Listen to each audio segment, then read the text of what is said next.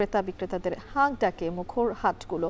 ফেনীতে স্থায়ী ও অস্থায়ী মিলে 129টি হাটে উঠছে কুরবানির যোগ্য পশু। আর চট্টগ্রামের নানা সংকটে পশুর উৎপাদন কমেছে, এতে চাহিদার তুলনায় 35,000 পশুর ঘাটতি তৈরি হয়েছে। বিস্তারিত জানাতে ফেনীর ছাগলনাইয়া আদালত মাঠের পশুর হাট থেকে যুক্ত হচ্ছেন সুলাইমান ডালিম এবং চট্টগ্রাম থেকে যুক্ত হচ্ছেন হোসাইন জিয়াদ। প্রথমে যাচ্ছি চট্টগ্রামে। জিয়াদ, একটু জানতে চাই পশুর সংকটের দাম কেমন দেখছেন এবং ক্রেতাদের প্রতিক্রিয়া কেমন?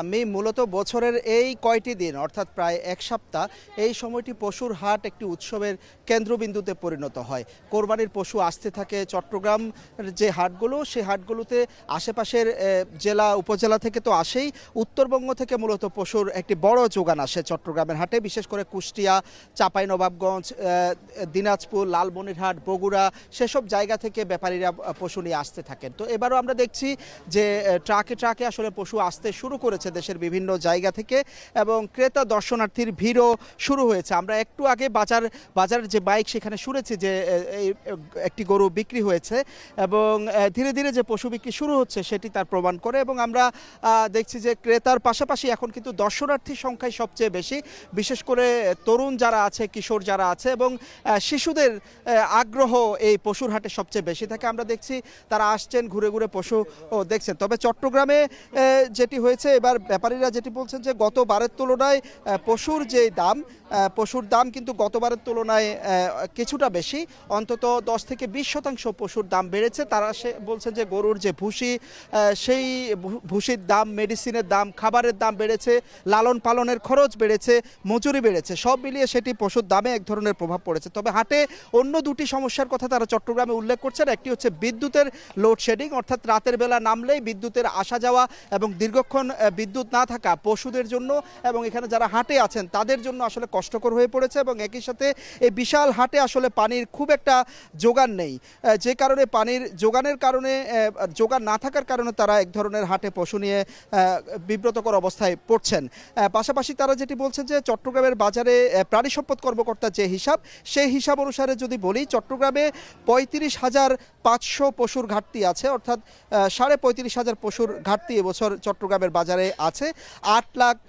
প্রায় 28,000 পশুর চাহিদা রয়েছে চট্টগ্রামে। সেখানে উৎপাদন হয়েছে 7,83,000 পশু এবং যেটি গেল বছর ছিল 8,60,000, অর্থাৎ এবছর প্রায় 77,000 পশুর উৎপাদন কমেছে চট্টগ্রামের বাজারে।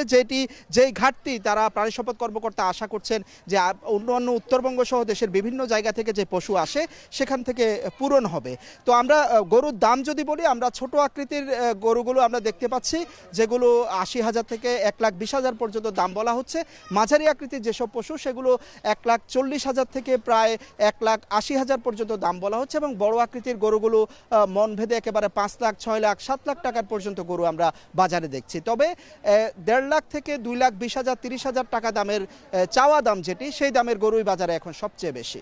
মিম, এবার যাব আমরা ডালিমের কাছে। ডালিম, পশুর সরবরাহ কেমন দেখছেন এবং আপনার ওখানে যে হাটে রয়েছেন সেখানে পশুর দাম কেমন?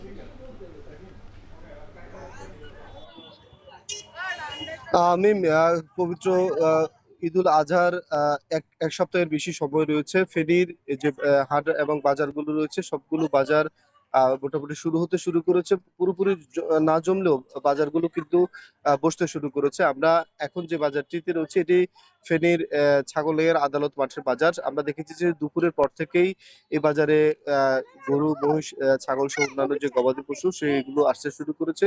সন্ধ্যা 6টা পর্যন্ত বাজারটি ছিল, এখন 6টার পরে বাজারটি কিছুটা কমতে শুরু করেছে। আমরা এই যে বাজারটি এখানে যেটি দেখেছি যে গরু এবং গরুর পাশাপাশি কিন্তু প্রচুর মহিষ উঠেছিল। এখানে আমরা কথা বলেছি সাধারণ যে ক্রেতাদের সাথে, তারা বলছেন যে এই ছাগলনাইয়া উপজেলায় মহিষের প্রচুর চাহিদা রয়েছে, যার কারণে বাজারে মহিষের আনাগোনা বেশি ছিল। আমরা দেখেছি যে এখানে যে মহিষগুলো উঠেছিল সেগুলো 1,20,000 থেকে 2,50,000 টাকার মধ্যেও বিক্রি হচ্ছে। এছাড়াও আমরা দেখেছি যে মাঝারি এবং ছোট আকারের যেসব গরু, সেই গরুর এখানে বেশি উঠেছিল এবং চাহিদাও সবচাইতে বেশি দেখেছি। তবে 3 লক্ষ থেকে 5 লক্ষ টাকার কিছু গরু এ বাজারে আমরা দেখেছি যে এগুলোর চাহিদা কিছু কম ছিল। আমরা কথা বলেছি ফেনী যে প্রাণী সম্পদ বিভাগ রয়েছে তাদের সাথে, তারা বলছেন যে ফেনীতে মোট 90,000 গবাদি পশু লালন পালন হয়েছে এই কোরবানিকে কেন্দ্র করে। 87,000-এর মতো গবাদি পশু চাহিদা রয়েছে। তবে প্রান্তিক পর্যায়ে যেসব লালন পালনকারী রয়েছে এবং খামারিরা রয়েছেন তারা বলছেন যে ঈদের যে কাছাকাছি সময় সে সময়ে কিন্তু যেহেতু ফেনীর ৩টি উপজেলা ভারত লাগোয়া এবং সীমান্তবর্তী, এই সীমান্ত দিয়ে ভারতীয় যে গবাদি পশুর অনুপ্রবেশ সেটি নিয়ে কিন্তু তাদের মধ্যে কিছুটা শঙ্কা রয়েছে। অপরদিকে বিজিবি বলছে যে সীমান্ত দিয়ে যাতে করে কোনো ধরনের ভারতীয় পশু প্রবেশ করতে না পারে সেই বিষয়ে কিন্তু তারা নজরদারি করছেন। সব মিলিয়ে ফেনীর যে গবাদি পশুর বাজার আমরা দেখেছি যে ঈদকে কেন্দ্র করে সেটি আস্তে আস্তে জমতে শুরু করেছে। ২-১ দিন পরে হয়তো বেশি আরো ভালোভাবে জমে উঠবে বলে ক্রেতা এবং বিক্রেতারা আমাদেরকে জানিয়েছেন। এই ছিল ফেনীর ছাগলনাইয়া থেকে আমাদের কাছে গবাদি পশুর বাজারের খবরের সর্বশেষ।